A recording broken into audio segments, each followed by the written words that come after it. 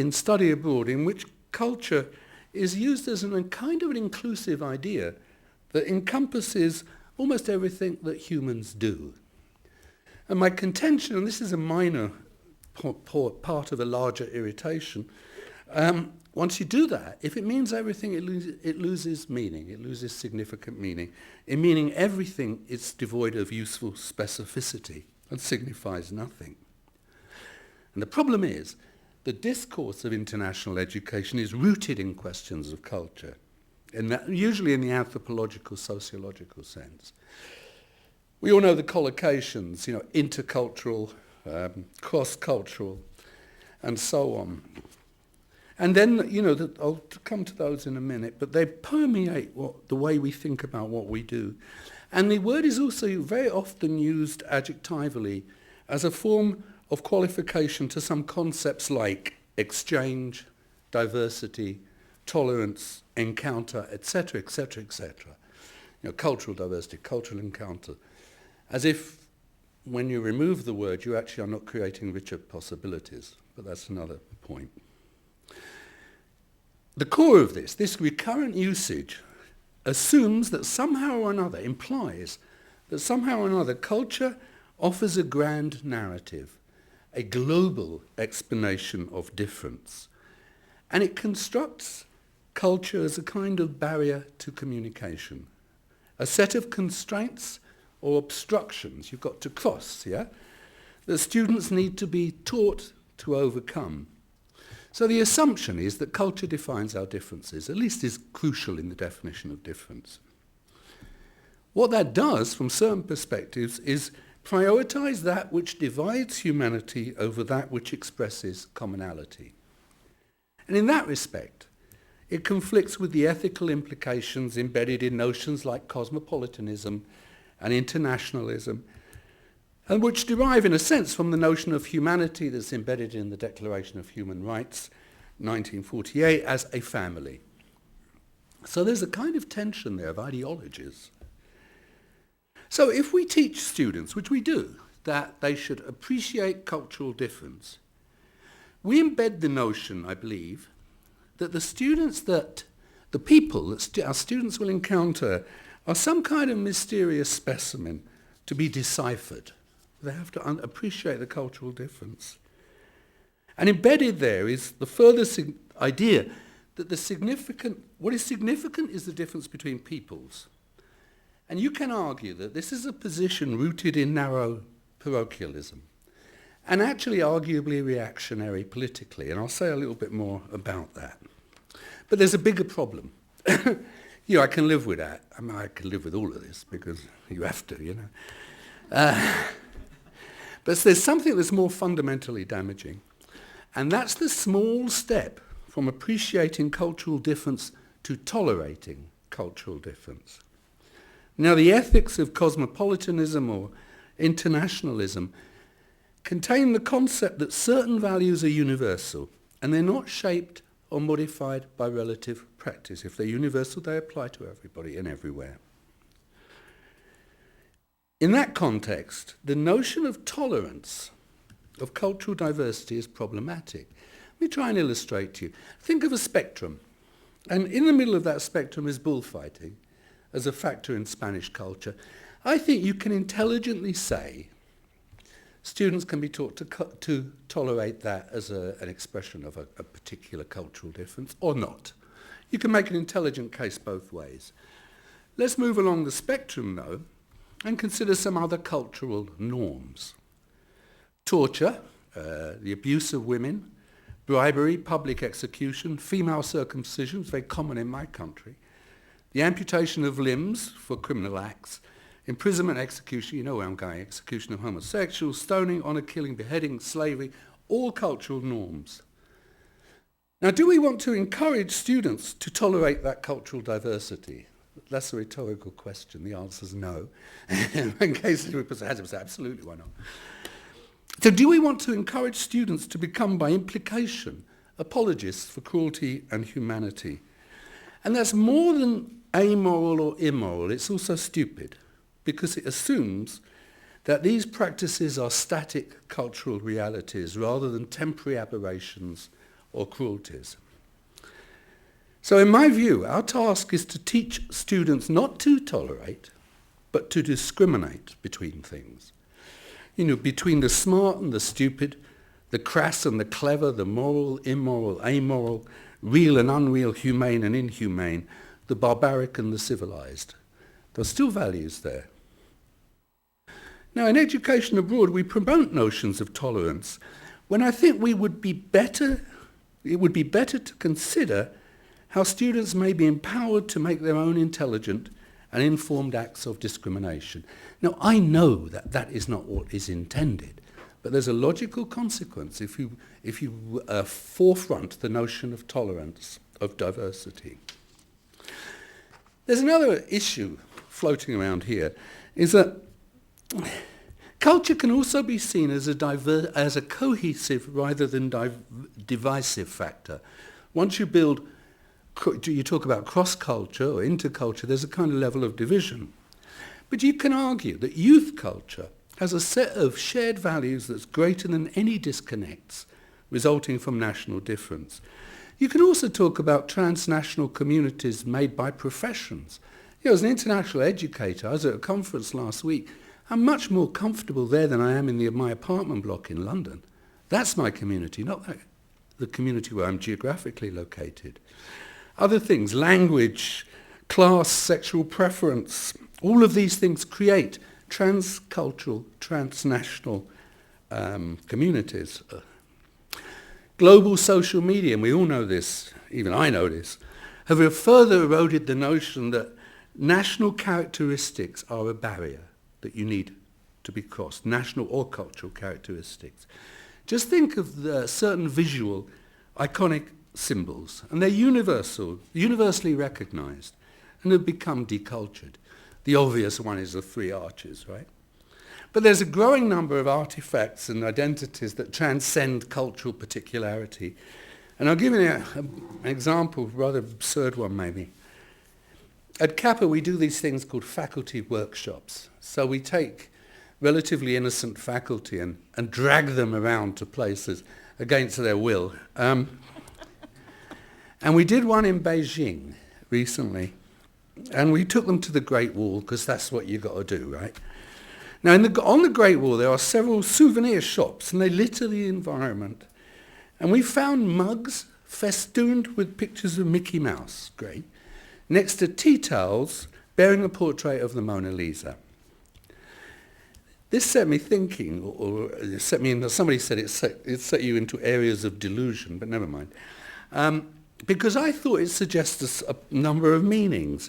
The obvious one is icons sell. They're internationally bought. But there's a much more interesting thing, I think, because I think their conjunction reconstructs the traditional meanings associated with Mickey and Mona. Because in some context, the archetypal meanings reflect a distinction between the way we construct American and European identity, and distinction between conflicting notions of history. Because Mickey has no real history, right? Mona only has history. She has no present. Mickey is transparent. Mona is opaque. Mickey represents a version of American openness and optimism. And the Mona Lisa is an enigma, complex and multifaceted. And there are some kinds of literary constructs, as you all know, in which the distinction between American and European culture is formulated in this way. Now, to find them next to each other in intimate proximity at the Great Wall actually is to experience the manner in which globalization has modified meaning. Their coexistence, I think, suggests that globalization creates a form of decultured synthesis. Tourists pay to enter the Great Wall, and they buy, as I did, representations of Mickey and Mona way outside of the national mythic and historical context. If you want to take the thought further, think about China and the coalition of those two on the Great Wall, which is even more interesting. But the point I really want to make is that these things belong to nowhere now and everywhere. Nobody and everybody. They're icons stripped of particularity, and the significance of culture as an indicator of difference disappears, no longer exists. So then there are two senses then in which I think the concept of culture can be seen as reactionary. The first is political, in that it forefronts difference over commonality, and is implicitly parochial. But it also fails, and there's another weakness, to recognize the impact of global change, the ways in which technology, for example, have reconfigured meaning and redefined community. But there's even a bigger problem. A lot of problems, right? Yeah. And that is the emphasis on culture in our field derives from a fundamental error about what we really do in education abroad, I think. I always should say I think. The misconception is the belief that taking students from one country to another necessarily involves crossing cultural boundaries, as if political and cultural borders were in some kind of alignment. To believe that countries are synonymous with cultures is to misunderstand global history and politics. Countries are inventions, political constructs, not cultural entities. Their borders reflect the consequences of war, colonialism, expediency, stupidity, greed, and so on. You only look at the history of Africa. We could discuss this, but you can get loads of examples of problems in the Middle East. Why? Because they're products of colonial misconstruction. So a single nation may contain many cultures that are not constrained by or within national boundaries. I come from the United Kingdom, and the idea that we have a demonstrable culture is obviously false. The only word that's true in the phrase the United Kingdom is the. We live in a disunited queendom. So the idea, this is not one culture, this is a fragmented mess of all sorts of things. So simply, what we do, actually, is take students from one country to another country for educational purposes. Inter-country is demonstrably not the same as intercultural. Now, when cultural issues are placed at the centre of education abroad, we create priorities, learning priorities, I believe, that are anodyne, that lead us to focus on peripheral matters and frequently to ask the wrong questions. We may or may not take students from one culture to another. And I'm not saying you can't do intercultural studies abroad, by the way. We may or may not be able to do that. But what we definitely do is take them from one political and historical construct to another. So intercultural studies are not inevitable in study abroad. If your objective is to learn something of the host environment, to study the place, to study abroad, the place that students go to, a preoccupation with culture is marginal. You may or may not want to choose to do that. What's essential is a focus on historical and political origins, because that's what makes countries.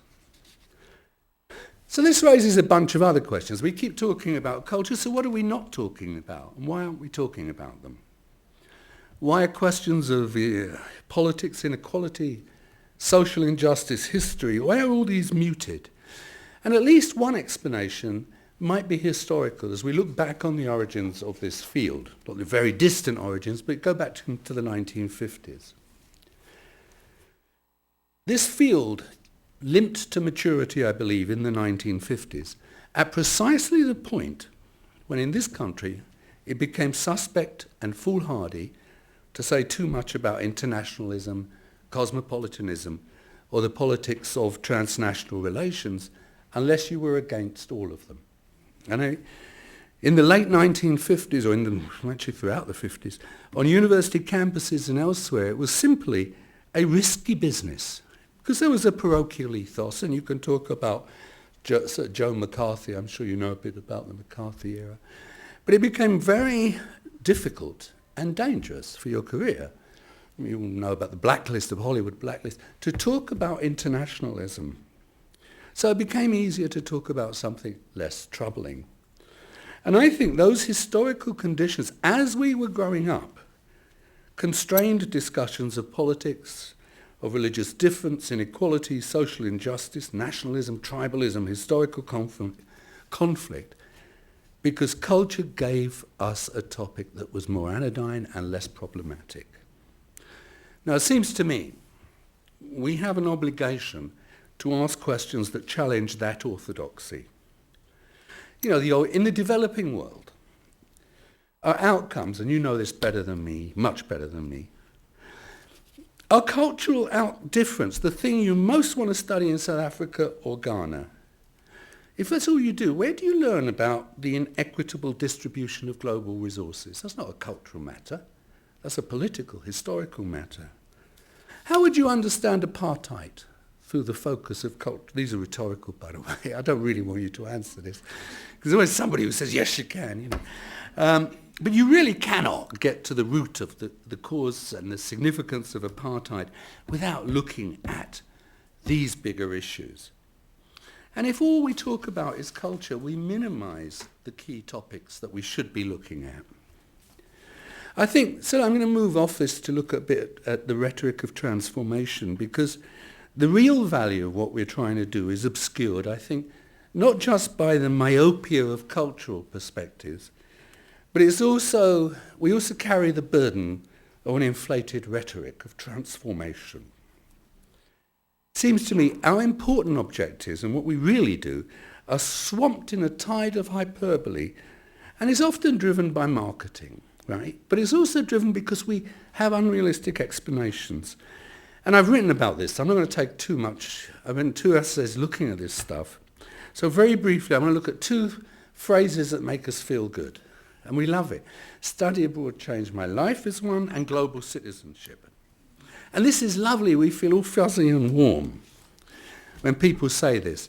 And I'm not suggesting for 1 minute that we do not transform the lives of students. No, serious. No, I'm not being cynical or dismissive about any student whose experiences are transformational.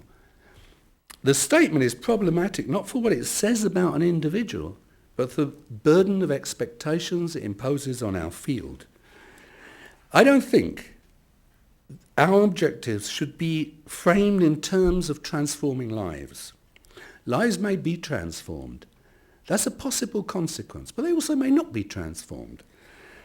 It shouldn't be an expectation. Because after all, any experience may have the potential to be transformative, right? Love, backache, wealth, poverty, drugs, above all death. Death is the great transformative experience, right? Baptism, another one, transubstantiation. But those 2 are the territory of priests and prophets.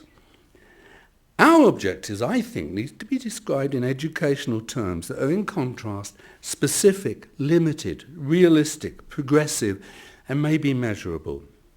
You can use words like formative and high impact if you like, certainly, but transformative is problematic.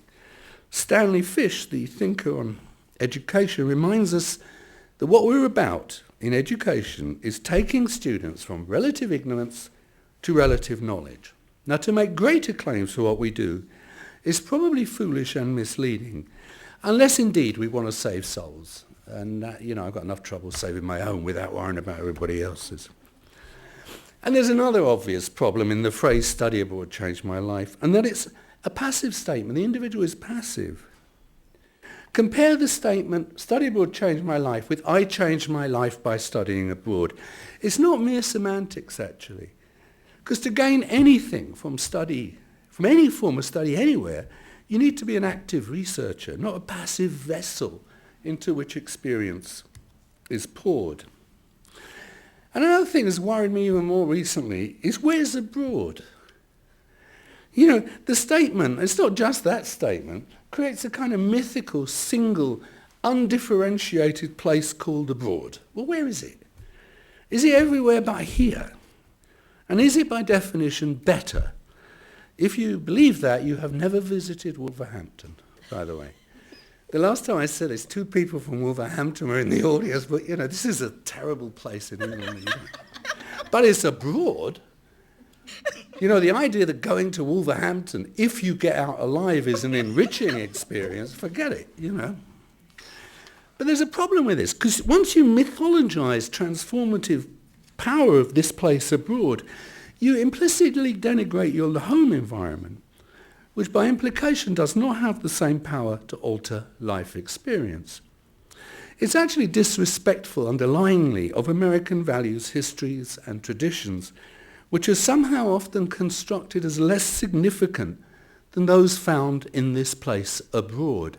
There's a long cultural history of this. This goes back a long, long way. But the most obvious proponents of this view are people like Mark Twain, Henry James, who saw in Europe this much richer culture. Well, I wouldn't buy into that, actually, if I were you.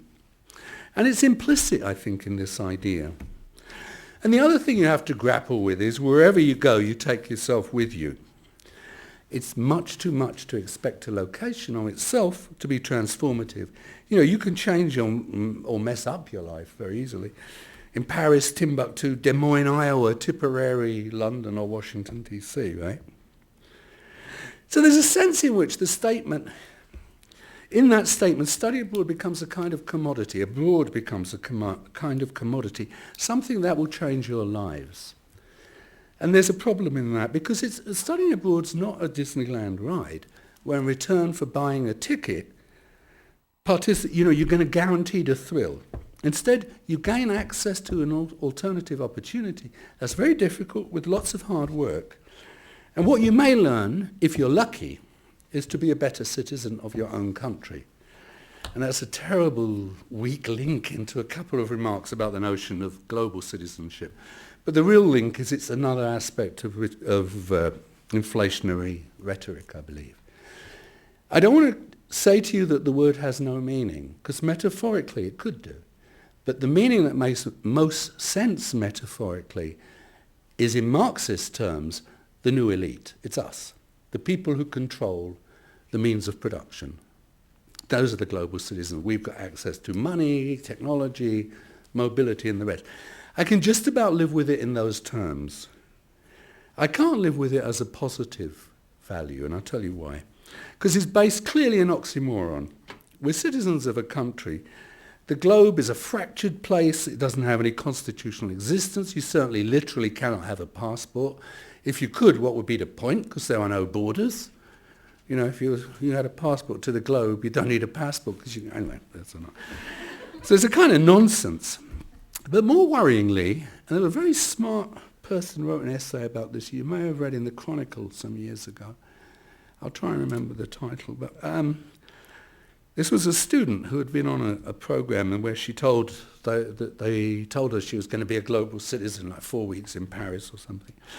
But what happens is embedded failure in the experience. Because she came back saying, well, my French's a bit better, but So we should be rather much more realistic and say that the object is to teach students something about another country so that they can be better citizens of their own. So what language do we use? And this is very controversial. I like any language that's progressive. We published a book on cosmopolitanism, and I'm happy to send those to you. And I'll give my card out if anyone's interested. You don't have to use that term, I understand that. But the point why I like it is that it's modified and is progressive. I know it's made complex by history. It's a very interesting history.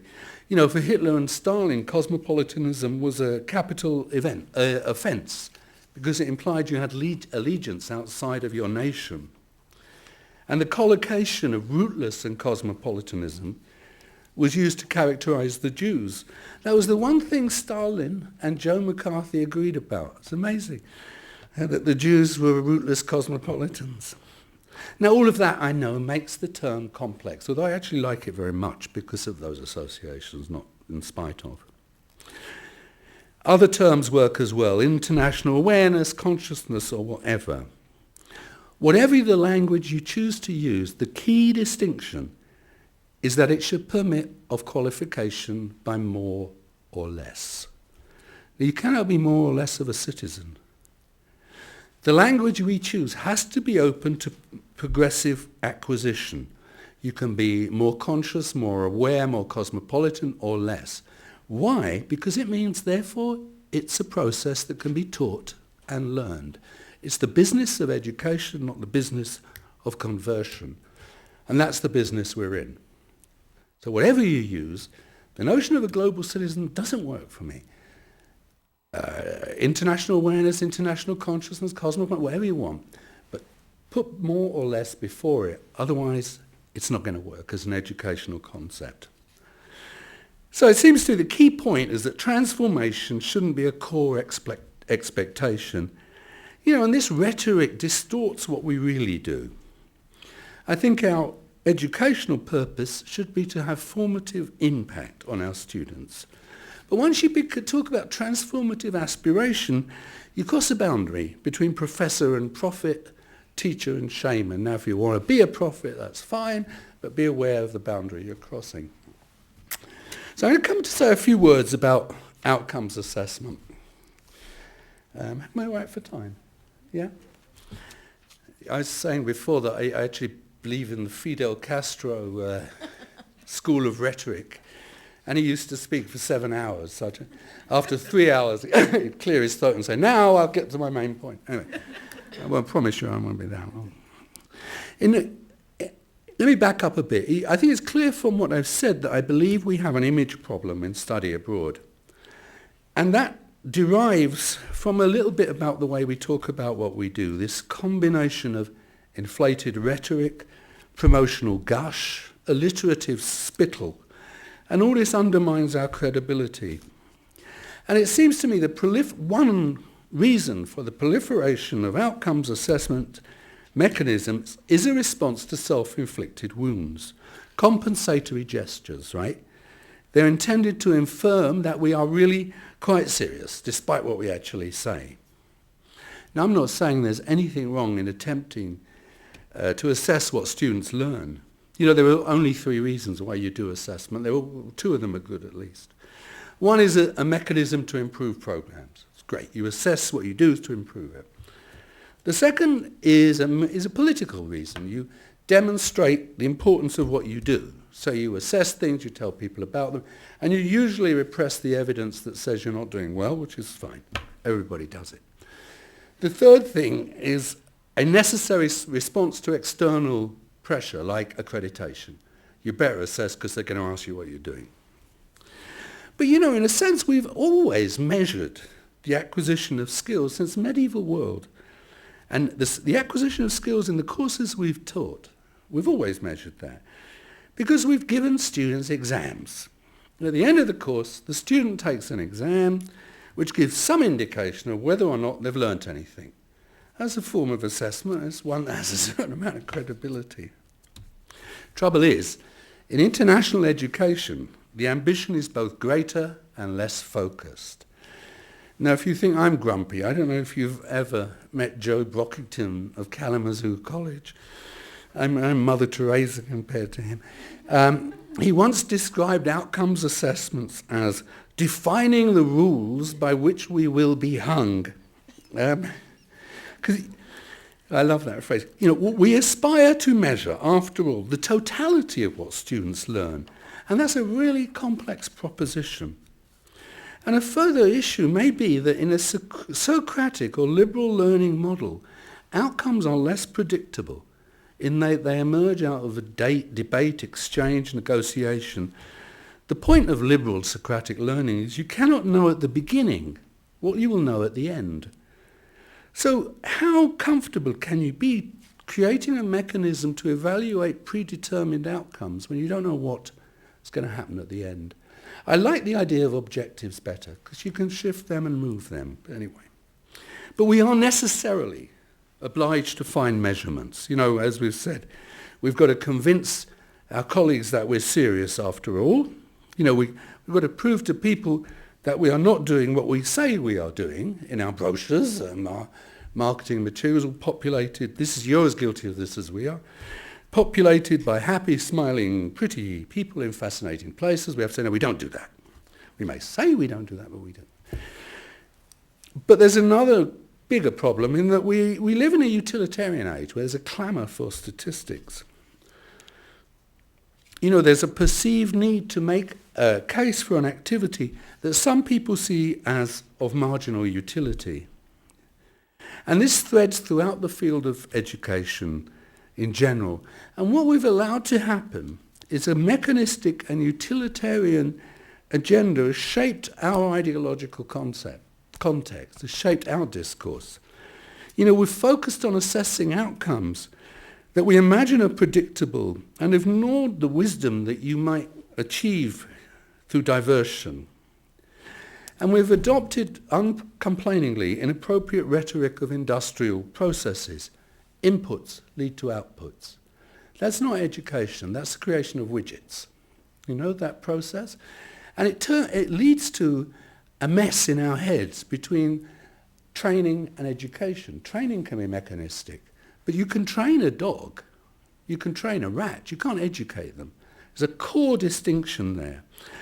I think we have forgotten to talk properly about what we really believe, because we have to debate this on our own terms and reclaim and redefine our agenda, and to find that creative liberal learning, whatever else it may be, is about the pursuit of wisdom, and you can't always measure that. But let me move to a conclusion blissfully, I'm sure you think. I'll try and tie this together. We are burdened with inflated notions, right? Mystic transformation. We're burdened with incoherent concepts of culture, illusions of global citizenship, and we're frantically seeking to measure the acquisition of these illusions. That's pretty difficult. Now you can build assessment mechanisms that demonstrate that these objectives are realistic. We can prove, and we do, that our students have achieved miracles of transformation, have crossed mountainous obstructions of culture. But I remind you, there was also a time when it was possible to turn water into wine, base metal into gold, and to prove the number of angels that could dance on the head of a pin. My first degree is in alchemy, so I can tell you that. That's not true. But I like this vaguely biblical resonance, because I don't want to end these thoughts sounding really negative, like Jeremiah, howling at the moon. I believe in what we do. I devoted most of what has been of my professional life to this thing. And if I sound grumpy, it's precisely because I want us to make sense and to gain respect and support from our colleagues. I want us to be at the heart of the higher education agenda, not marginal or peripheral fripperies.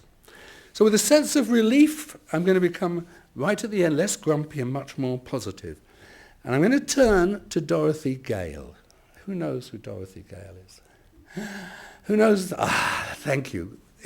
The Wizard of Oz. I'm going to turn to the Wizard of Oz. Has everybody got a vague idea of the Wizard of Oz? Otherwise, the next 5 minutes makes no sense. Even less sense the preceding 35 minutes. Well, not many people know this. Frank Baum, the author, wrote 14 volumes about Oz. And I've read all of them, which is my son said it's a sign of mental weakness. Dad, please don't say that in public, but it's true. But what Dorothy did and did not do, and what Dorothy learnt, is very instructive and relevant to our endeavours. Now, nobody else has read the 14 volumes, right? Oh, God. Then I can't get away with what I'm about to say. Okay. Please don't admit it in public. Because if you haven't read them, you're going to have to believe what I'm telling you. No, I'm joking. Now, Dorothy, is in many respects not a traditional education abroad student, right? But she studies abroad.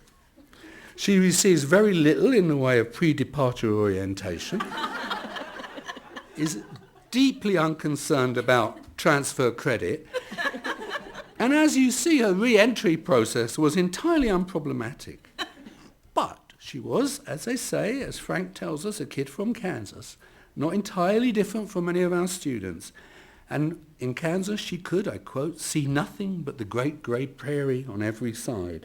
But she possessed the gift of curiosity, what Baum calls wondering with the O, wandering eyes. And in these 14 volumes, what does she learn? You have to take my word for it. But you can read them. You can write to me after and tell me, what a load of rubbish that was. She learns about the importance of power and politics. This is a very key lesson to her. She learns to be cosmopolitan, actually, in that she understands that similarities matter more than differences. She learns that empathy can transcend barriers, even the barriers of tin and straw. She learns to discriminate rather than tolerate and to make moral choices. She learns independence and courage. and that understanding the world elsewhere is not a simple or easy process. Her journey also offers us an ideal metaphor for liberal international education. The point of arrival is much less significant than the path towards that arrival. She learns more along the yellow brick road than she does when she arrives. When she arrives, there's nothing to be learned. She's already learned everything she needed to understand or could have learned. So what she learns can't be predetermined or assessed through some kind of mechanistic formula. And she does not abandon respect for the values of her home. This is the description of Dorothy's re-entry process. Taken from it. I love this. Aunt Em had just come out of the house to water the cabbages when she looked up and saw Dorothy running toward her.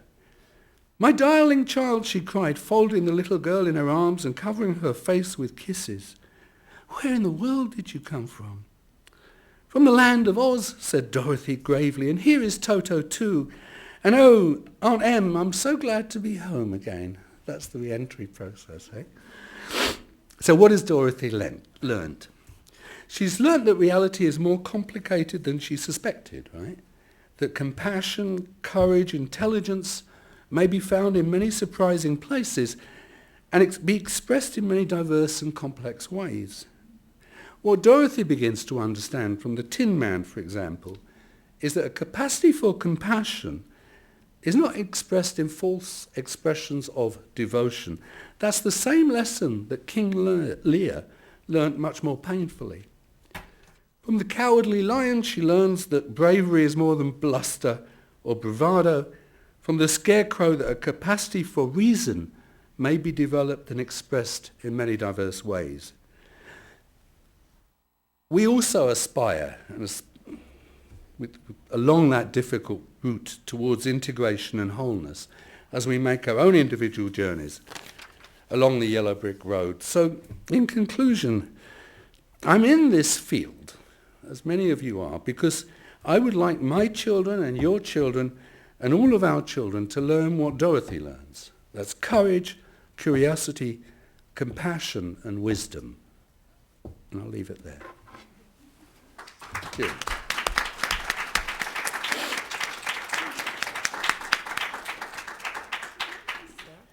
So should I stand here while you shout at me? No, I'm not. If you come back. I won't. Shout out you closer. Gosh, where do I start? I'm just going to take a few points. I was jotting down some thoughts. I mean, I should preface it all by saying that Mike and I, as friends and colleagues, go back a pretty long way. There's a sort of informal subcommittee or group of our profession that goes by the acronym GOSAT, which stands for Growing Old and Study Abroad Together, which Mike and I are both members. And in general, I tend to agree with Mike all the time, which is why the friendship is so gratifying, because we get together and grumble and moan and howl at the moon together. And we have our occasional disagreements, but they tend to be over small, picky points rather than the big generalities. But I'll pick at a few points. The first one is, I am delighted, and I like your analogy with the Wizard of Oz. I would like to point out that Mike is referring to the books and not the film. Although the film, I have to confess, is one of my favorite all-time films, and I have my own copy and watch it with my cats and so forth, and I know all the songs by heart. However, as I got older and became an adult, I am horrified by the end of the film, where what Dorothy claims to have learned is encapsulated in the sentence, I've learned that for everything I need to know, I don't have to go any further than my own backyard. I sort of, end my watching of the film now with this feeling of doom and depression, rather than feeling jolly about it. The books are not giving forth that message, and I think that also relates to another point that Mike makes, which is the importance of learning about history and politics, because you think of when that film was made, that message was a very important message for Americans to be hearing. So our government and our major organizations thought. So it was a piece of propaganda for the masses. And if you see it in that context, it takes on a different meaning. And I think I would like to focus on that. And I've heard Mike speak on this point before, that and others, if we really want our students to be able to not only change themselves, but change the world for the better, having them immerse themselves in a culture is probably not as important or useful as having them actually learn some stuff. You need to learn history, you need to learn politics, you need to learn other languages, you need to learn mathematics and science and engineering and all of these things if you actually are going to solve the problems of conflict, of war, of displaced peoples, of education, of water shortages, of energy, of all of these things. These are things that demand a knowledge base and skills. And while the other cultural pieces are very nice and fuzzy and everybody loves talking about that, they aren't useful if they don't have a context. What many of us do try and do in study abroad is provide students with that context in which they can then understand their experiences within another society or another culture, if you will. Without that, they're just collecting experiences. And I sometimes worry, I wrote this down here, that in our claims towards telling them study abroad will transform your life, we will send you to this other place and you will be transformed by it. You will have these experiences. Again, we've sort of turned our students into passive consumers. They're being sent abroad with this expectation that this will happen to them, and all they have to do is sit there immersed in this culture somewhere in a cafe, and these things will happen to them by default. They just have to absorb it like an amoeba, and they will, hey presto, come out at the other end a different person. We describe this as an activity. We describe this as active experience, experiential learning, which sometimes just seems to mean in many programs throwing students out there and letting them experience it. And I think, if I had a nickel for every time I hear from a student complaining about having to actually go to a class on history or politics, I didn't go abroad to sit in a classroom, and spending time in the classroom is preventing me from experiencing the culture. I'd be rich if I had a nickel for all that time, and it drives me mad to hear that. Another thing it drives me mad to hear is when I hear anybody say this, student, faculty, staff, other study abroad people, that what you learn outside the classroom is more important than anything else. If that's the case, why do we have classes at all? The classroom is the central piece of any study experience. You have to have it, because otherwise you're just collecting experiences and you don't have anything to analyze them. You don't know what they mean. You don't have any context for them. You don't have a background. And sometimes, you do have to sit and read books, and you have to write some things that show you've understood what you've read, and even take examinations that show that you've actually remembered what you've read and that it becomes a part of you. These traditional modes of education have a purpose, and they allow for then the active experiences, the other active experiences. And we can talk about, what active learning is. Is sitting in a lecture a completely passive experience? Not if you're paying attention. I wouldn't think anybody here today would call this a passive experience. If you're really listening, it makes you think, it makes you have responses, you're going to want to say some stuff. That's activity. That's not just sitting there being some kind of passive sponge and being blasé about it. So we ought to take a few pointers from psychologists who talk about active listening. Sitting in a classroom, sitting in a lecture, these are all activities too. And we've lost something in education abroad by losing our focus on that. I have a feeling that a lot of that happens because many of my colleagues, whom I love and respect dearly, are not themselves coming out of an academic tradition. Many people go into this field very soon after graduating from college, and they become administrators, and they're very good administrators, and they're passionate about what they do, and they believe in it. But they haven't had extensive training as academics and often have not taught. They haven't taught at university. And so the focus has been on the student experience piece, student life piece. rather than on the academic piece. And we've all been guilty of this.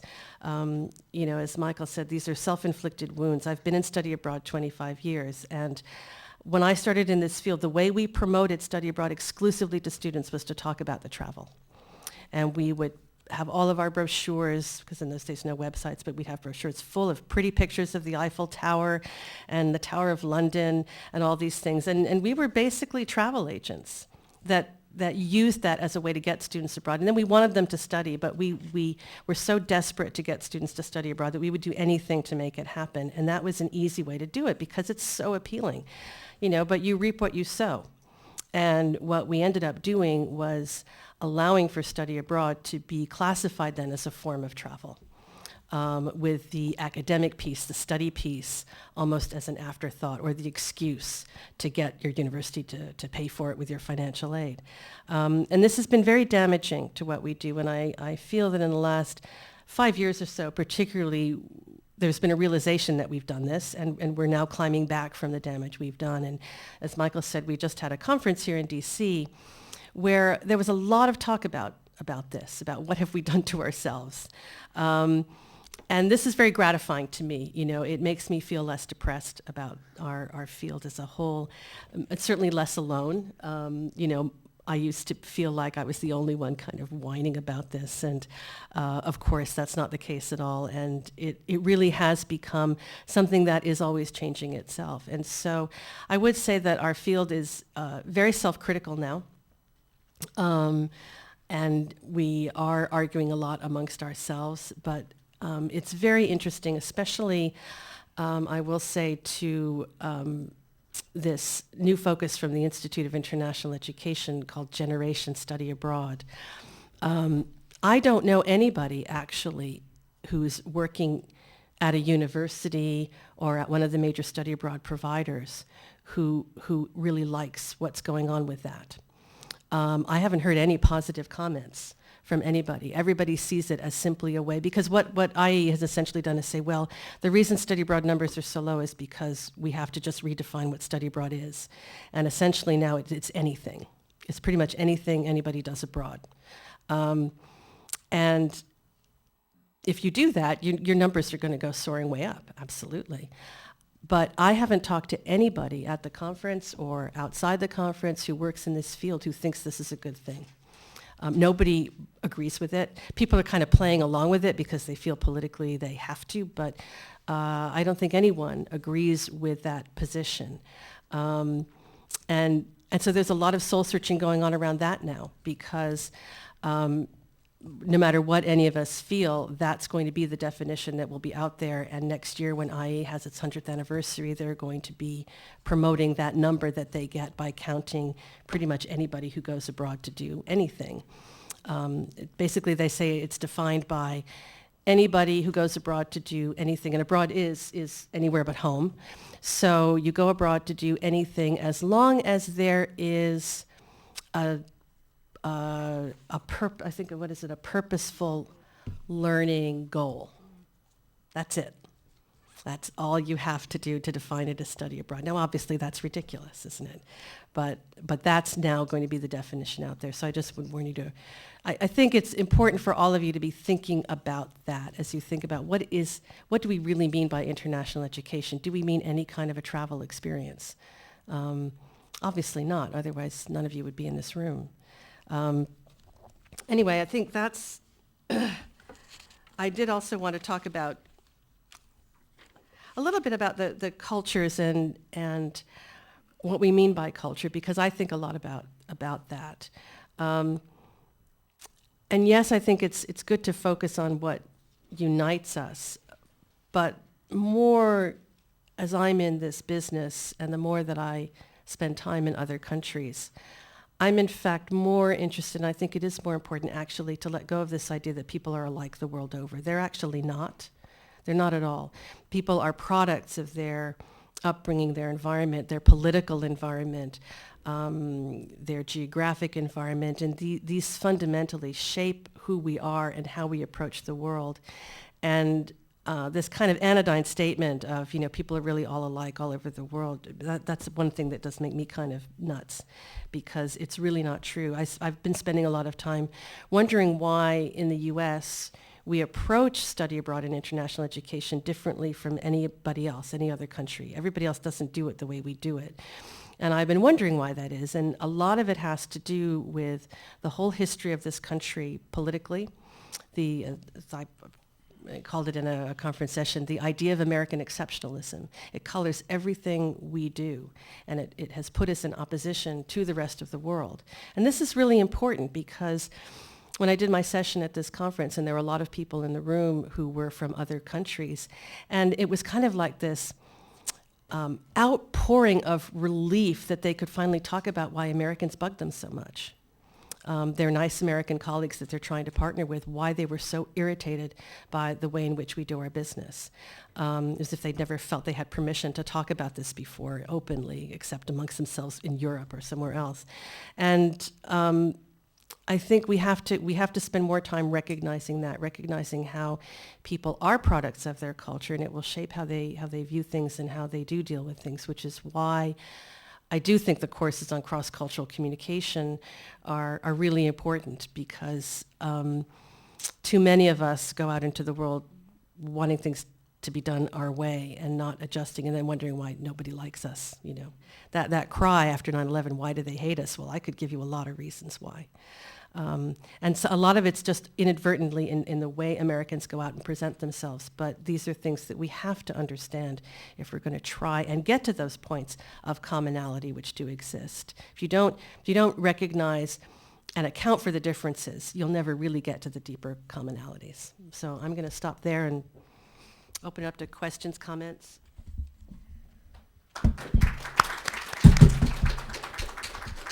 Lots of food for thought. This is your turn. Push back. Provide your own perspective on this. I'm sure there'll be quite a few disagreements on this, because many of you are studying this field, and you've certainly heard my perspective on it. Hi, thank you all for putting this together. It was very interesting and sparked a lot of thoughts for myself. My background is I studied abroad in college, and then I got an internship in the study abroad office, and I started working for them and stayed for about half a decade before finally leaving, because I was frustrated with all the economic incentives that were involved in coordinating the programs. It was more about making money than it was about the experience. So my question is, what do you think about those incentives that are in the field, and where do you think are the growth opportunities? Because there's a lot of organizations outside. I was in a large public research university, and that's very different than an independent organization or a different type of university, for example. So what do you think about the economic incentives that are in the international education industry, and then where do you think are the opportunities for growth? What kind of organizations do you think are more hopeful for you? That's a really interesting question. I would actually just shift the first premise, in that international education that we're involved in is part of higher education. And in this country, and not only in this country, across the world, higher education is an economic commodity. It is. Bought and sold, and we're not exempt from that. So, in fact, we're a relatively minor part of that transaction. So the impact of commercialism on education is a universal condition. And as much as I don't particularly like it, I grew up in a different environment, which has also been corrupted. I mean, when I was a student, you didn't pay for anything, but then it was an elite system as well as another issue. But we're not exempt from that, so we can't be.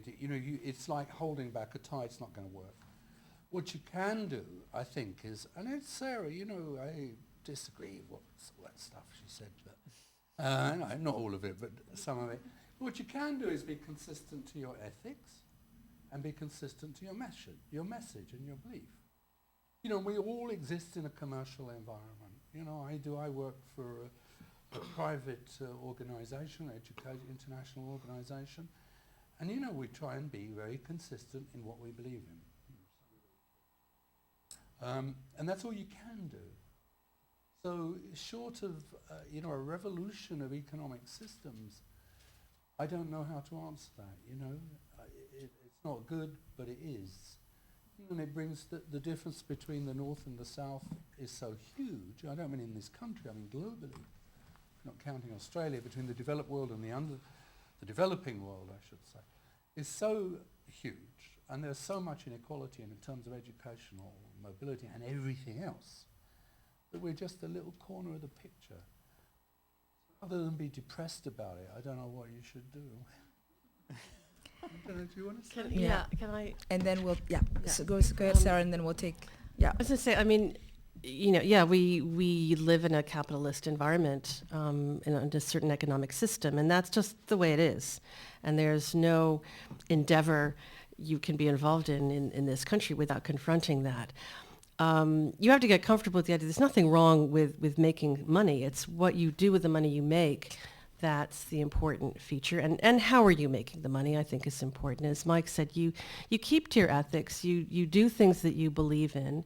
You don't act unethically in how you charge for it and how you budget for it. But you can be responsible in that. You can generate income, revenue. And then you think, well, where is it going and what's the purpose of that? If you work, as I do, for an institution that you believe in and you support, and the money is going to that institution, if I agree with my institution's values, then I'm comfortable with that. And if I'm not, I should probably look to work elsewhere. And I have quit working for some small nonprofits because I didn't really resonate with how the organization functioned. And I think we all have to ask ourselves these questions. We all like to think we're above the business of scrabbling about for filthy lucre, but the fact is, we all deserve to get paid for what we do. I mean, this is another argument I sometimes have with students who object to what they have to be paid, and they say, where's my money going? And I say, well, some of it's going to salaries, because you want me and my staff to make nothing. We're not, we do love what we do, but yeah, keeping me in gin, it's expensive, So I think you just have to get comfortable with it. It's the way the world works. And as I said, it's what is being done with the money that you generate. And I think a lot of us in international education are thinking about our responsibilities to our hosts and the communities that are hosting our students. What are we giving back? I have an objection to programs that go into a place in the developing world and build or rent a separate building for the American students and air condition it and equip it with computers and stuff, because they can't possibly cope with what the local students are dealing with, and this is only for the Americans and nobody else gets a look in because they're not paying for it. That to me is problematic. You need to be a true partner with the community, and they have to gain from you as well as give to you. And it's not just a financial transaction there. It's finding out, what do they need? What do they want from you? And yes, they want your money, but they also want other things, and they want things that are sustainable. And so we work very hard with the programs that we run here to do that, to work with our partners and give back to them in some small way, at least, for everything that they give us. And the best programs do that very actively, and there's more and more of a focus on that, which is very encouraging. hello, lady. Hi. I am graduating grad student, and I came here to get some insight and some inspiration for my thesis, which is I'm going to be working on designing an e-community to connect students based on their travel experiences, with the goal of kind of widening the sources for pre-departure Orientation. preparation. So I first want to thank you for your words, because they've definitely inspired me in new ways. But I wanted to specifically ask you, Mike, you mentioned how learning is about new wisdom. And I was wondering if there are any ways that you've had success in capturing some of those new wisdoms that students have gained, and also what types of wisdom do you think is the most valuable when, what types of wisdom do you think are the most valuable to kind of hone in on and also potentially share with other students who are planning to study abroad? Okay.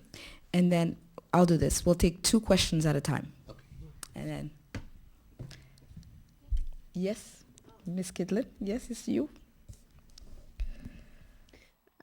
So this question goes back a little bit to this economic discussion. So given that there's this economic imperative in education abroad, obviously a part of that then is marketing to students. As there's different, competing organizations, marketing to students is a key to getting them on your program so that you can sustain yourselves.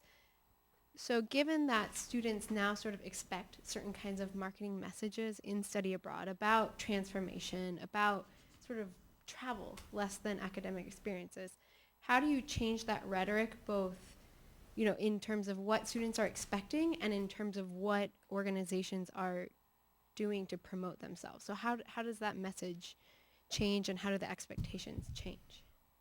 Okay. Wisdom and messaging. I'll answer quickly because that's such a difficult question, but it's also a great question, and by definition, in a way, wisdom is a very elusive concept. In terms of your dissertation, one of the things we've become very interested in is creative writing as a tool for understanding and analysing what happened. I'll give briefly an example. Everybody who writes journals, which I'm much less comfortable with, because they're Dear Diary and they're and I did this and I did that. One of our creative writing professors has actually asked them to rewrite them in the third person. And it was very interesting. It suddenly creates a need for either empathy or distance. And instead of using the first person perspective, to use the third person omniscient, that may lead to something. All I think of, I cut something out of this talk, which I'm going to put back now, is a very brief quote on wisdom from a fellow called Stephen Schwartz, who was latterly Vice-Chancellor at Macquarie, and he said at a lecture in Balliol. So I wrote it down, so it may not be terribly accurate. In fact, he may not have said it at all. But what he says is to prepare students to learn from experience, we need to go beyond vocational training. Life, death, love, beauty, courage, loyalty, all of these are omitted from our modern vocational curricula. And yet, when the time comes to sum up our lives, they are the only things that ever really matter.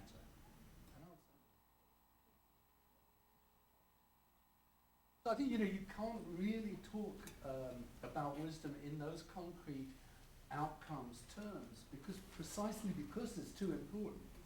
If you could be reductive about it, then it wouldn't matter so much. In marketing, you just have to, you have to fight City Hall. I have a life constantly in turmoil with our marketing people. Because, I'm like an old curmudgeon, and I say, don't say that, and they say, you've got to say that, and I say, please don't say that, and I say, you have to say that. So you live a parallel existence. We publish things that we think are serious, sends one message. Our marketing people, they aren't as bad, they aren't as terrible, but they're as bad. So, you just fight City Hall all the time, and you usually lose, but occasionally they say, oh, right, I won't say that. You go through our marketing, though, one thing you will see is forefronting learning objectives. We have 4 learning objectives in which the word culture does not appear. And we say we're going to try and teach students about impacts of globalization, urbanization, and social diversity. That's what we're going to try and teach you. Social dynamics and diversity or something like that. You can at least fight that battle, and that one I kind of won. Well, nobody reads your brochures anyway, so why worry? There's that, nobody reads them. But I think what frustrates me about a lot of marketing is how disrespectful it is to students. This assumption that you have to use certain words or say certain things because that's what students want. We're educators. We're here to form what students want. They don't really know half the time what they want. They may think they know, but they don't really know. That's why they're still students. They're exploring these things. We can shape this for them through our marketing.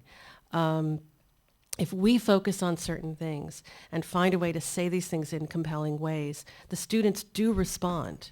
In our marketing for AU Abroad, we don't use words like travel and trips and that kind of stuff. We focus on the academics, we focus on the learning, and we focus on these are serious, rigorous academic experiences because you're paying a lot for your education. It has to mean something, and our numbers go up and up. We focus on the academics and our numbers go up and up. So I say to everyone in the business, that's how you do it. I can't compete with the travel agency. I don't have the marketing tools for that. I don't have the right kind of trips. They're not as much fun. It's what we do is hard stuff, and I can't compete in that market, and that's not my market anyway. And so I would say for anyone entering the business, don't sell your students short. They're smarter than you might think. Well, that's an example of wisdom. Somebody said in our field, it may have been you, that students always disappoint you. So, if you set your expectations here, they'll come there. But if you set them there, they'll come there. And that's better. You better be disappointed by a heroic failure than a miserable failure. And really, I think, responding to that specific issue and also the commercialization issue, this idea of the marketing and the narrative that we wish to paint and why we're trapped in that narrative is really of our own making.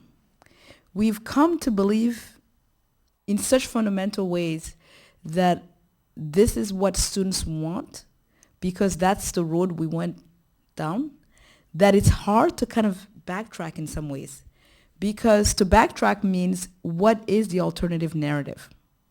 And again, I think as Sarah mentioned, I have yet to see a situation where in shifting the discourse, it has created, less of a desire from students to want to go.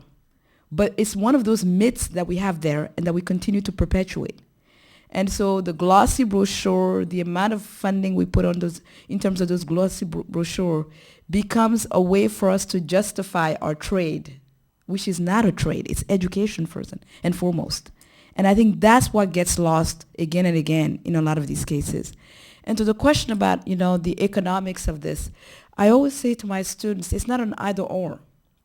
This is not a field where it's an either or, and I don't think that it's necessary to apologize for the economics of it. What I think we need to be able to do is co-opt that. And I think there's the opportunity to co-opt it in different ways. I'm one who sometimes is radical, and I think that it is okay, actually, if we're going to charge for these endeavors, let the ones who can pay subsidize those who can't. If that means then we get to a more equitable place to increase access, then I think it's something we should dare have those conversations about and really, in many ways, ask ourselves the fundamental question about what is this value of education, and is there an opportunity for different redistribution in the kind of work that we're doing?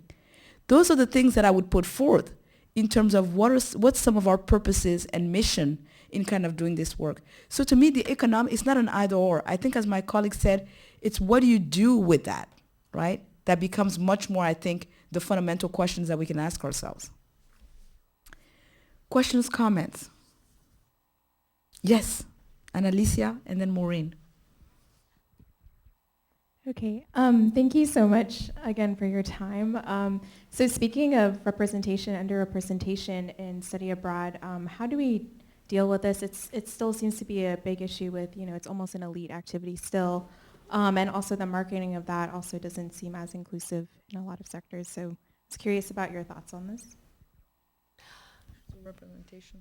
Well, I think we're in a bit of a tough bind there because, look at this room. Overwhelmingly, the students who study abroad are young, female, and generally white.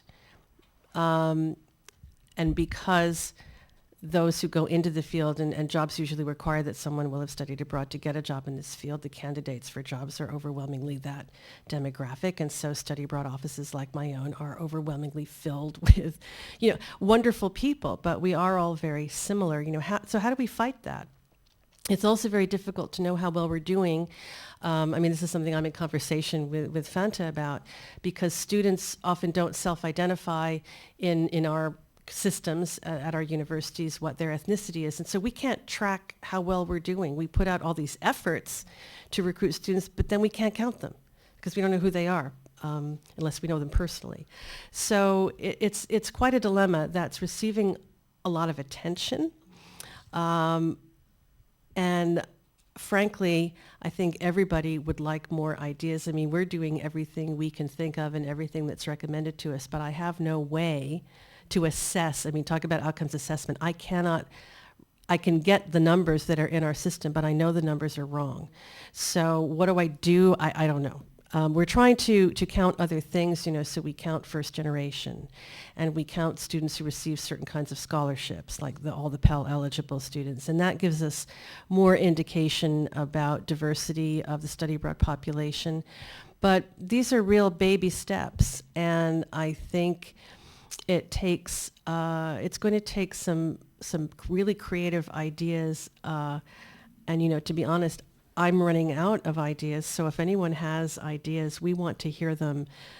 It's of great concern to all of us in study abroad, and actually to our partners. This is something I hear from our partners abroad. It's like, why are you sending us all these students who are very much alike? Like, we keep hearing about America as a diverse country. Why aren't we seeing that in the American students you send us? And that's a very good question to which there's not a good answer. I mean, I couldn't agree more. One of the issues, however, is rather like the answer to you, is that it's not just a question of study abroad. This is a much wider question of natural Education. and social justice Yeah. in the world outside, So what you can do is fiddle at the edges, is tinker at the edges. You put a bit of money here, you try and support this. We could also be a little bit more thoughtful in the, you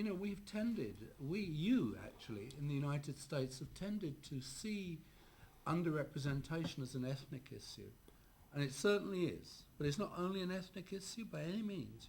White male engineers are the most underrepresented group. Now, you may, in study abroad, you may say, well, I don't care. I don't particularly care either, but they are. You're lucky we don't have an engineering school here. But there are other questions, for example, religion.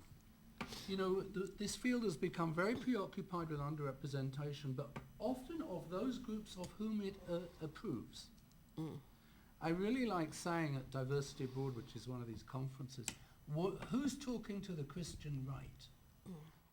Now, I'm not seriously suggesting we necessarily should talk to the Christian right, but it's a good question. It is. In that, what about religious orthodox groups? We talk about, we don't do this, but there are people for whom you talk about the bar in Berlin. Visiting bars in Berlin. I'm going to go down well in a Muslim household there.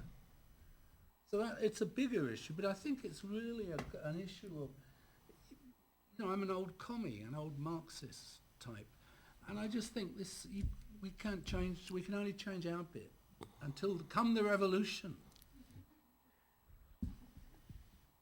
Totally me too. Well, I've argued that I'm counting on their generation to make that happen. And if we do our job right, then I think they will be able to do that. Hi, thank you so much. Maureen James, I have a little bit of background. I work at the State Department. I work in the academic programs portion of the Bureau of Educational and Cultural Affairs. And something that we're dealing with right now is kind of this pressure of long-term versus short-term programming, and the fact that they want us to stretch our money so far to hit more people, more heads going out, that kind of thing with this generation study abroad. And, we're constantly being told by people, why are the numbers in Open Doors not enough, and all of that kind of thing. So we get this constant pressure, and I'm just wondering kind of like your thoughts on the short term versus long term, and where it's going, and the on-demand programming, and kind of like the focuses of that. Do we need different expectations for different portions, and which should we push for, and that kind of thing? We'll disagree on this. I'll lay our disagreement on Yeah. the table. I think we'll disagree. Yeah, we will. Maybe not. We will. There's nothing intrinsically good about long term or intrinsically bad about short term. My view is it's better to have long-term programs, but there are lousy long-term programs, and there are good short-term programs. So I don't really see them as a category so much as, where is the educational value in what you're doing? And there can be educational value in 4 weeks, 6 weeks, 10 weeks, where so on, a semester, a year, and there can be no educational value. So I think it's almost the wrong question. Now, I do disagree. I mean, there are reasons to have some kinds of short-term programming, and I think in particular of programs that provide opportunities that are simply not possible for students to have in a traditional semester-long educational context. I think of things such as participating in an archaeological dig. I think of things like accompanying a faculty member as part of a research team to do some, field work. Things that are the kind of less traditional academic and research pursuits that really do allow for students to dig into an issue intensively. Intensive language programs are another one. Spend 4 weeks doing nothing but speaking a language. You will gain tremendous things. These programs have huge value. What disturbs me, and I won't go on at length as I could about this, is that in the reasons why most of us, and I include me in this, most of us do short-term faculty-led programs has nothing to do with the education of students and everything to do with other imperatives which are compelling that the institution and the faculty have. Reasons of no tuition goes out the door, it's always an extra cost. It doesn't disrupt the semester. Faculty who do things in the summer get paid extra to do this. People get to travel and bring their families, and the university pays for it. Hosting institutions get to rent out space at a time when it's normally dead. All of these things, these are good reasons to do them, but they have nothing to do with what's best for the education of a student. And it isn't really, I fail to see how going abroad with your classmates from your university, with your professor, to travel around, I don't see how that constitutes study abroad, frankly. I just cannot ever define it that way. And what disturbs me is that all of the growth from U.S. study abroad in the last 10 years has been in short-term programming at the expense of the longer-term program. The participation in long-term programming has gone down by about 30%, while the participation rate in short-term has gone up. And the short-term is getting shorter and shorter. When I started in this business 25 years ago, a short program was 6 to 8 weeks. That was the average length of a short program. Now, the average length is 5 to 10 days. There are several new study abroad provider organizations that only do these programs. I get the brochures, Emily knows, I get these brochures from one of them on a regular basis, comes in a big white envelope, and I get so upset and angry because printed in big red letters on the bottom of this is, the future of study abroad is inside. And that's for 5 to 10 day faculty-led trips. And it makes me very depressed. So we do have to confront these issues, but it's the problem with the generation study abroad. So you know what, if I have to get my numbers up in a hurry, I'm going to do them. Yep. I mean, I'll do them. If that's what I have to do, if that's the directive, and I'll find a way to do it that I can be comfortable with. And it's also this business of, okay, I can hold my nose and do something I don't really believe in because it will provide me with the resources to be able to continue to do the things I really believe in. And sometimes you have to make these compromises. We all have to do it in our working lives. You never have a job where you don't have to compromise at some point, at some time. You hope you keep that to a minimum in your working life, but sometimes the greater good is what you have to aim for. Actually, we don't disagree. The only thing I'd ask you to look at is that certainly semester-length programs and year-long programs have declined as a percentage of the whole. Yeah. But actually, get your calculator put my teeth out. They have not actually declined in real terms. Yes, they have. I presented those numbers, Mike. They a have. little, maybe. No. Last year, year-long programs increased. The number last year was not, well, I've got the figures. I'll send them to Consider you. whether or not, put it this way, they have increased or decreased.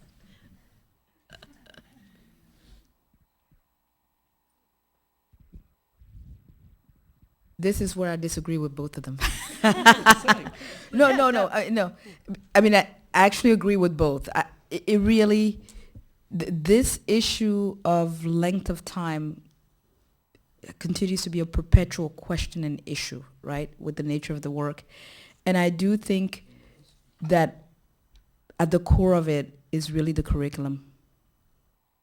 What's the curriculum that undergird this, and how is it constructed in a way that really does meet the kind of learning that we've been talking about when we define education abroad? I think that's a big part of it. I do also think that politically, this issue of numbers will continue to be a political challenge for a while to come. And as Sarah mentioned, I think as we see new endeavors emerge, it's going to become more and more part of the discourse. And it certainly, I think, troubles many of us, because the other element that's not being discussed along with these numbers is really what's the responsibility for the people that we're sending out there? What are we sending them out there to do, to be? I think is a real question that we need to ask ourselves. And that's the ethical dilemma in terms of the work that we're talking about. So when we get into rooms, that's the kind of conversations we're having. And the debate is really heated, because this issue of more and more, it's more and more of what? Where is the quality conversation in this? And where is really the education notion in that is really, I think, not often being discussed, and that's really problematic. And let me just say with that, when we talk about the academic component, when I see a 2-week study abroad program called itself a study abroad program, where students are going to get 3 or 4 credits for this 2 weeks for some kind of course that's claiming to be academically rigorous, it is not possible. I'm sorry. Yes, you can have enough contact hours because you're living with your professor, but for courses to have, for a regular course to have academic rigor, there has to be a certain amount of work the students do. They're supposed to do by our credit system, a certain number of hours of work, a certain amount of reading, a certain amount of writing. There simply aren't enough hours in the day for the students to do the work to get that kind of credit. And yet universities all across the country are doing this. They're claiming that they're offering 3 credit courses in standard academic subjects on a 2-week trip. And that is what gets me absolutely outraged. I'm outraged by that. It's academically dishonest, and it is not serving the students, because those credits they're supposedly earning are worthless. They haven't done the work. There's a political issue as well, Yeah. Tonto, which because I'm getting old, I forget that I'm supposed to be doing things. I'm supposed to be talking about this in New Orleans at the diversity conference. Yep. Is that there's a real danger that when we look at the problem of underrepresentation, we start to think about solving it by throwing money into short-term programs so as to bring these underrepresented groups into study abroad.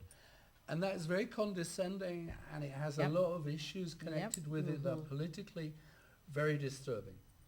So I'm sort Agree. of quiet there. Absolutely. No, absolutely. Yeah. Yes. Yeah. Yes. I think I have the microphone here. Oh, I couldn't tell where the oh. mic was. Yes. Oh, I'm sorry. No, go ahead, please. And then we'll pass the okay. microphone here. Okay, I'm sorry. No. I just, this sort of relates to the conversation. I have 2 sons. One of them is an engineering student. And I desperately wanted him to go study abroad, but it was just impossible with his engineering The curriculum to do that. The second son has decided to go abroad. He's in a very competitive school as well, and the concerns that he's hearing and that he feels is the fact of missing a whole semester, let alone a year, of the home educational system. He's concerned, I guess the sense that he's hearing is that the academics aren't as strong.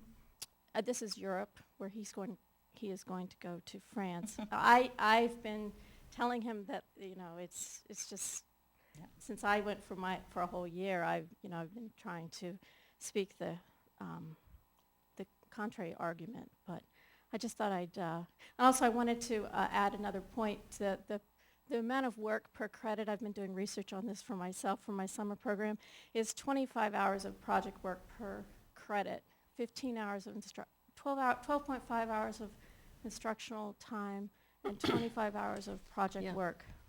For each credit. For each credit. Yeah. Yes. I mean, just to answer that, I mean, I have worked at institutions that did have engineering, and you can send engineering students abroad. It's a lot of work, and you have to have the collaboration of your faculty, and you have to dig into syllabi and course things, and a lot of institutions don't put the necessary work in or are reluctant to do it, but it can be done, but it isn't always so easy for engineering students, and they have to think about it from the get-go. You know, when your son says he hears that, well, it isn't as strong, there are a lot of bad programs out there, as Mike says. There are a lot of programs out there where the academics are weak. You know, it really is going to depend on where students go and what they do and how they do it. And yeah, to say that one kind of program is inherently superior to another, that's a falsity. Yeah, I was going to agree with that, because you look at academic standards, where in Europe, what institution in the US? You know, I've been to institutions in the US where the academics aren't exactly a priority, you know? Yes. So there's nothing to do with that thought, really, I think, you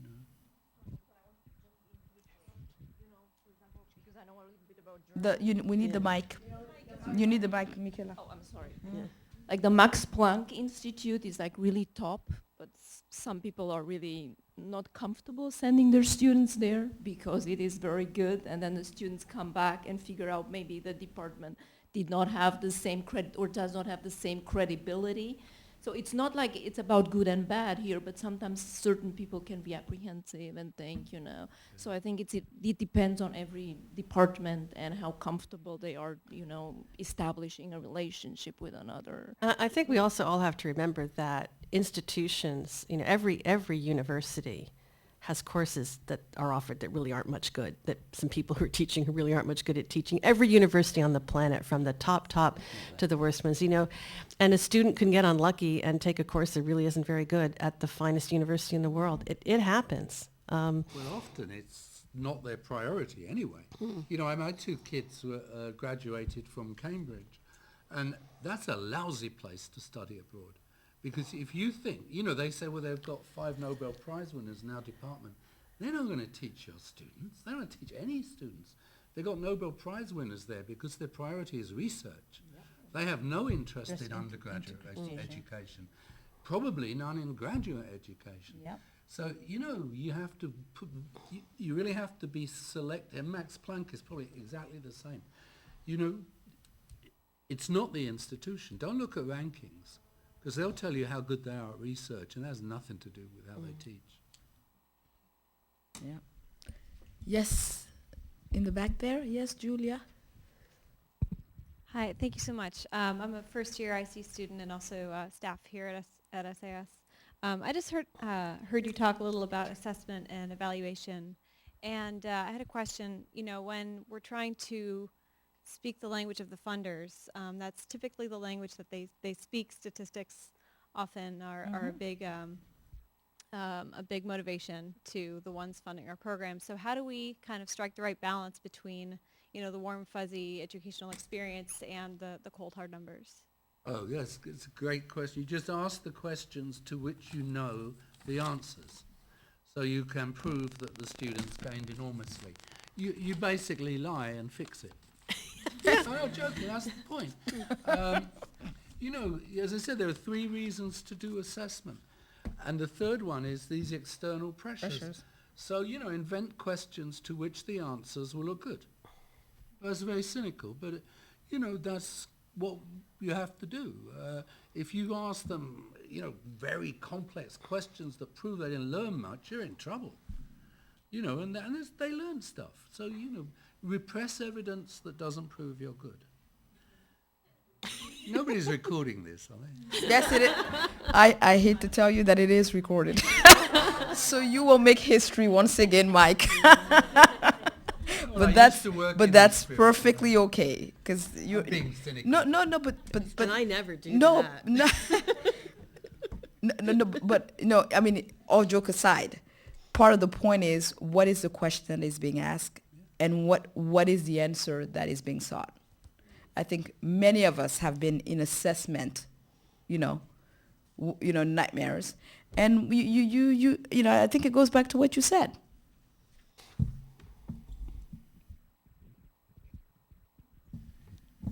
But the point is though, Julia, and this goes back to what I have always been telling you all as students, you have to be able to speak the language of the decision makers. And the language of the decision makers has to do with numbers. That's a reality.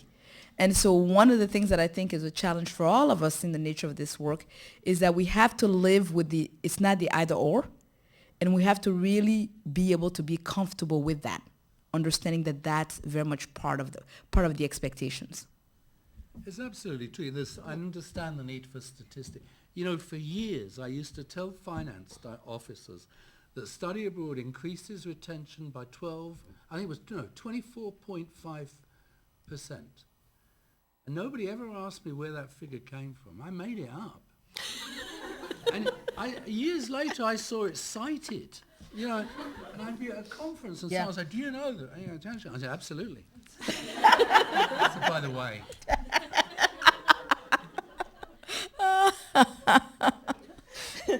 That's why we never get bored in this field. The 0.5 is very important. Thank you. Excuse me. Sorry, I'm getting over a cold, so I sound a little hoarse. But thank you all, first of all, for being here. I know I speak on behalf of everyone. It's an intriguing discussion to be a part of. Going back to the goals of what study abroad should be, instead of what sometimes they are said to be, that students should learn that their reality is complicated, that it should have a formative impact on them, it should make students more curious, et cetera. And Dorothy was able to accomplish all of this without a lick of pre-departure orientation.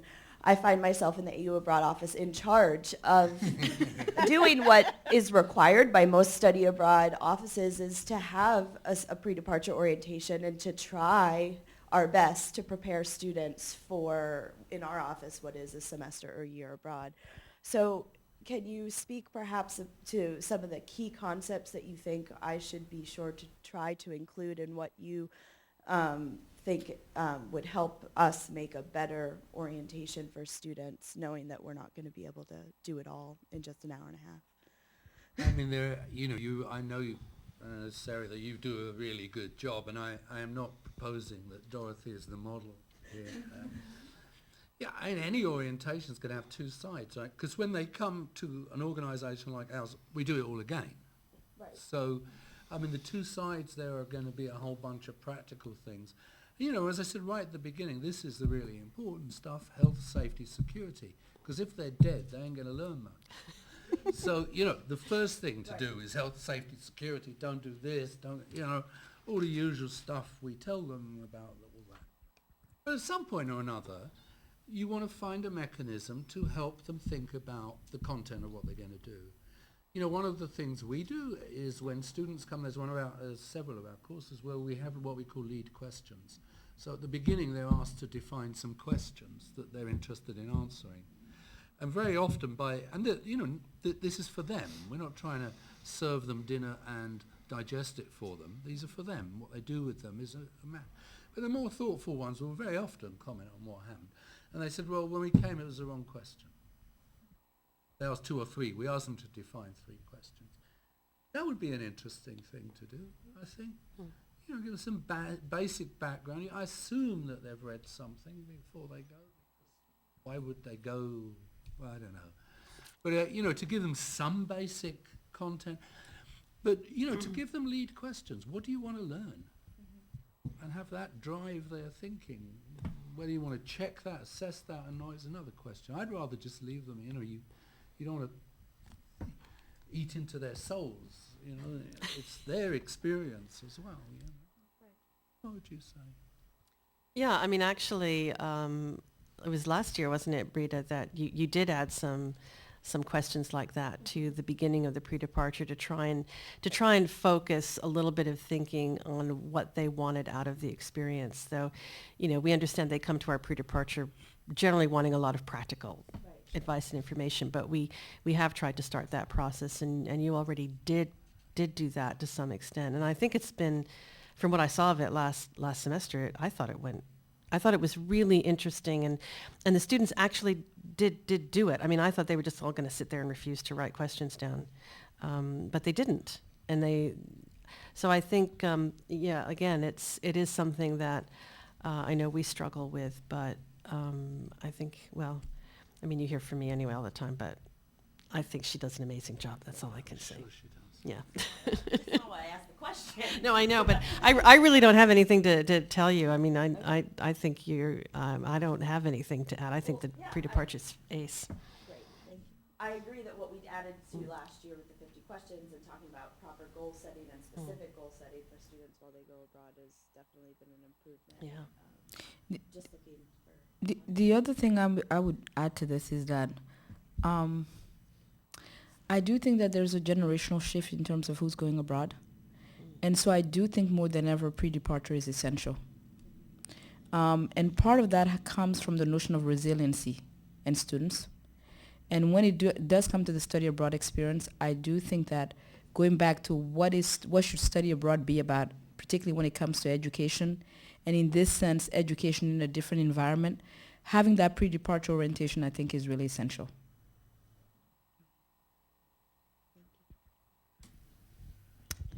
Dr. Taylor.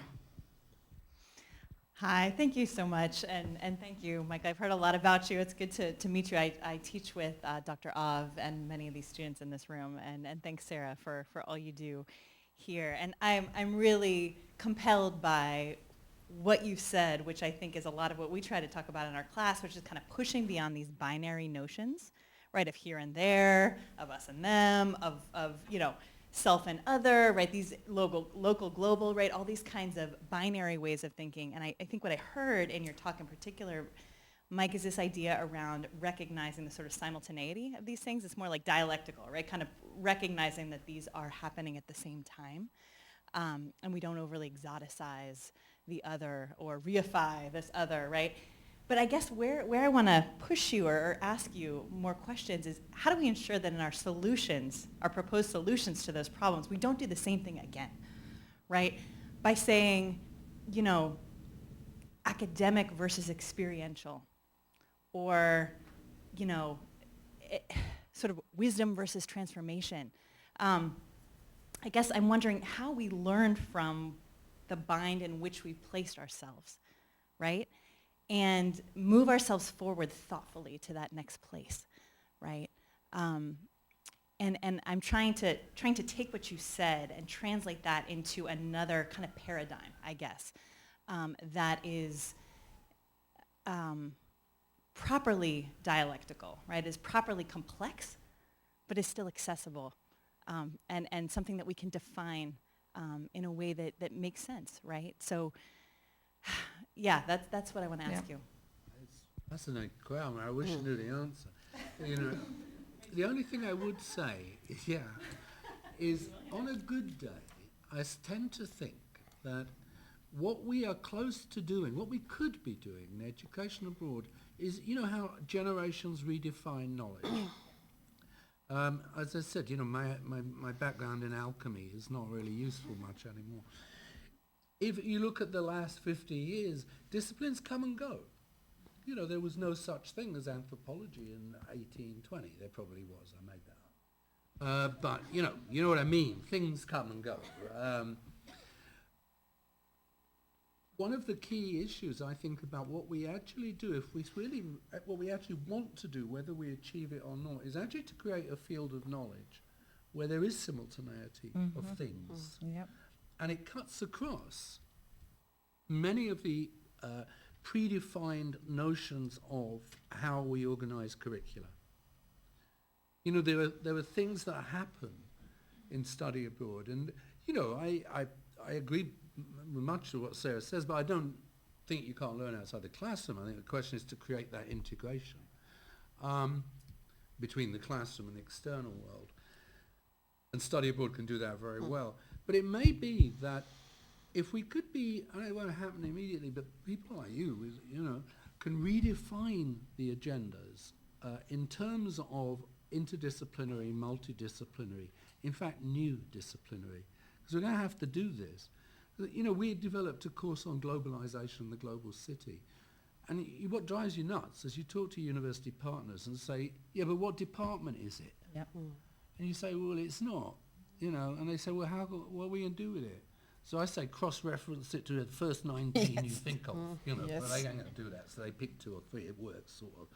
But actually, that challenge that you throw out is really interesting. We should try and write something, because the potential to redefine knowledge, I don't mean in some kind of Stephen Hawking really important way, I mean the kind of things we do, is actually real. And notions of how you talk about things. You know, we've spent a year talking about war, for example, the impact of war. Outside, you know, where does that fit? You know, we've looked at the technology, all the rest of it. I don't know. I mean, I think it's a great topic. I'd love to talk more about it. Yeah, I mean, I would agree. I think our field is constantly transforming in itself, and all of us who work in it are. I mean, I do have very strong opinions in any given moment, but my opinions have changed dramatically in the 25 years that I've been in this field. And one of the things that I do love about it and keeps me going is that I am constantly learning new things and seeing other people's ways of confronting these issues and changing the way I think. And so, you know, and some of us, and I'm one of them, you know, sometimes we have to relearn the same lessons over and over before it finally sticks. You know, I think I'm going to do one thing and then I end up repeating the same mistake, and, you know, eventually I get it right. But there's a constant process in this field of getting things wrong. And that's one thing that keeps me going in it. You know, every time I visit a new program and see something really creative that someone's doing to provide that synergy between, I mean, what is valuable about study abroad, and I think where we have to focus on, I suppose our outcomes are what we want, is that what study abroad should be doing is providing a way for that classroom experience, getting the background, the intellectual, the academic knowledge to inform in a very deep way the experience then the students is having outside the classroom. And the best study abroad programs have a way to make those two come together.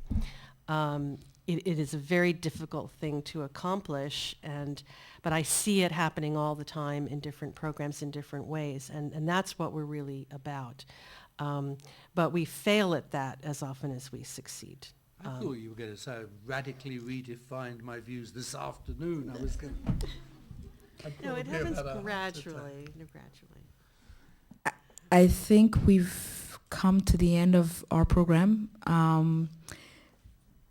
I hope that you leave with one thing in mind, which is really that for the nature of what we do, if we do nothing else, is really to continue to critique the nature of the work.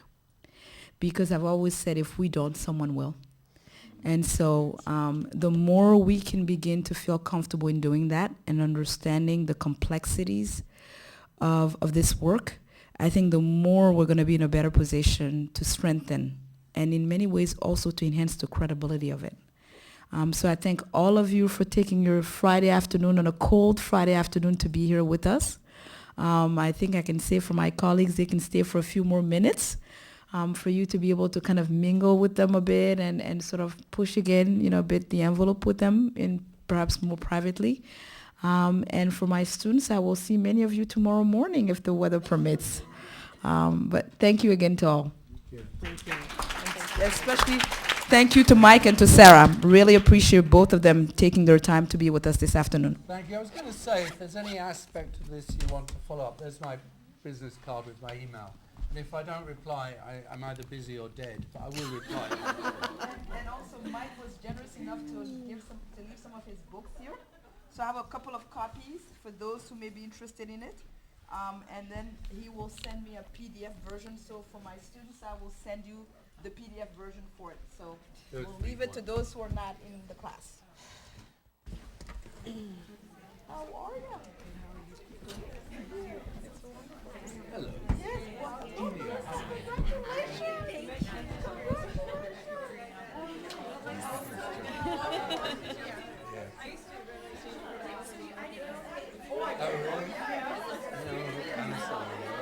No, I'm sorry. That might be criticism. I wish it was in that. So face metal into goal in that, you know.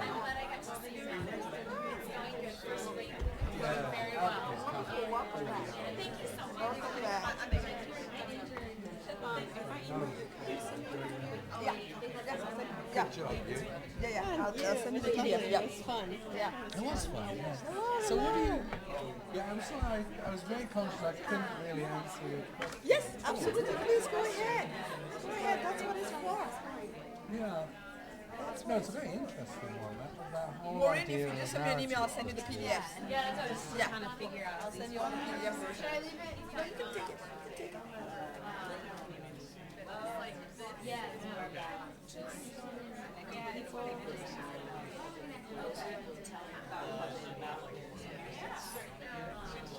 Thank you. Well, thank you for putting this so together. much. This No. was really fun. I really appreciate the opportunity. I mean, whenever we can have these, it's helpful because it's not the kind of conversation the students will have. Not at the forums that we have here. It's important. So thank you really for that. I appreciate it. Introduce myself. I'm Megan. Oh, nice. Arrive somewhere, things have to go somewhere. And they're just opinions, you know. I know what you do with that. Well, you know, but as I say to my staff in Freedom, will tell you, you know, I throw my opinions out. What I need is for people to, you know, come back at me because that's how I work things out, you know. But you know, that with my opinions, you know, what I've been able to get all my staff to do is, you know, when Sarah goes on a rant, you know, the way I work out my thinking is, you know, I throw this stuff out there and I expect to get argument. You know, I don't want people agreeing with me all the time because I'm just, you know, I'm processing stuff. And I have a lot of Really wonderful essay by feelings and thoughts about He things. wrote it in And it's what I get back from other people that then help me develop, which is why, you know, my ideas have radically changed over the years and continue to do so. But, I mean, I used to be a great proponent of short-term programming. I'm not anymore, except for certain kinds of things, which then I actually can get really on board with. And I'm planning some, which I'm determined to make good. You know, if you're going to do it, you do the best job you can and make it really worthwhile. And there are ways to do this. I mean, I'm very fortunate. The staff that we have, not too embarrassed. Yeah, we have a very good team. It's a very hardworking team. Tremendous capacity for work. Yeah. It's a bit like backfilling curriculum. I'd love to see it.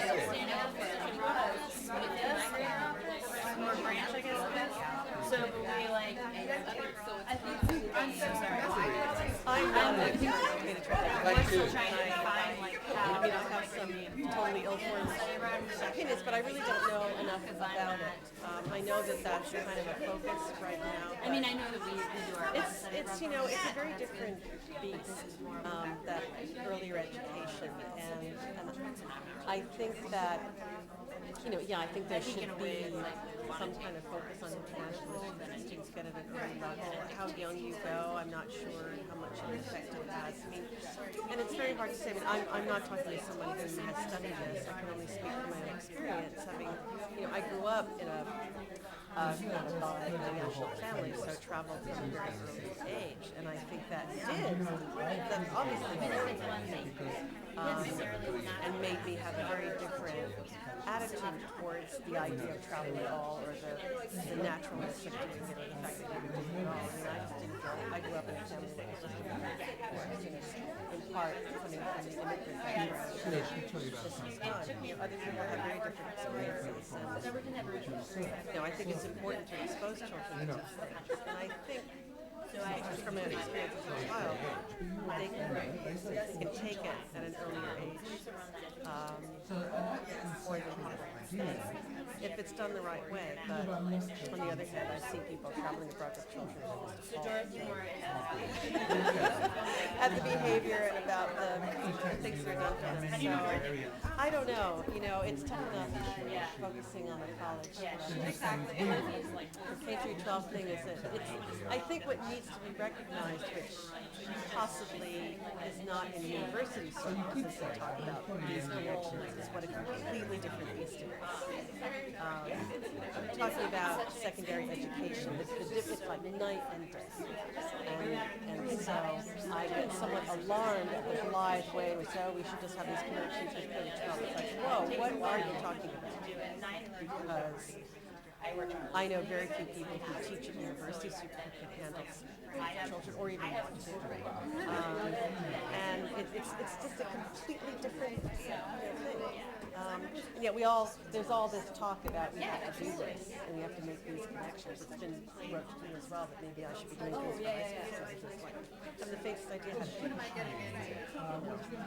And to think that I could do it without any particular knowledge or training, terrifying. I mean, I just see liability, you know. Oh, okay. I'm not considering myself on this. Government control of teaching these projects. You know, After I got my job at the university level, I thought, you do. Oh, I really would like to get back. Really to get back someday into helping more students having an exchange experience after having all this experience. But that shapes a very different concept. I'm not saying it's better than it was. They're different. Folks that work Whereas here you have these two roles. You know,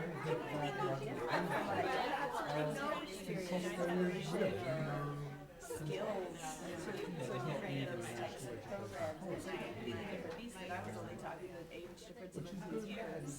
So It's so different. I mean, it really is.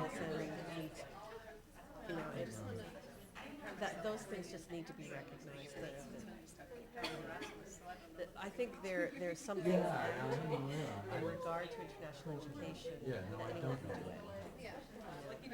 I mean, those of us who work at study abroad offices confront this all the time. That there's anybody who's spent time abroad, whenever we have a job open, we get applications from people who have no qualifications at all for this, but they assume that they can, you know, jump in at a high level being a study abroad advisor because, you know, they're a faculty member who's done research abroad, or you know, they traveled abroad as a child.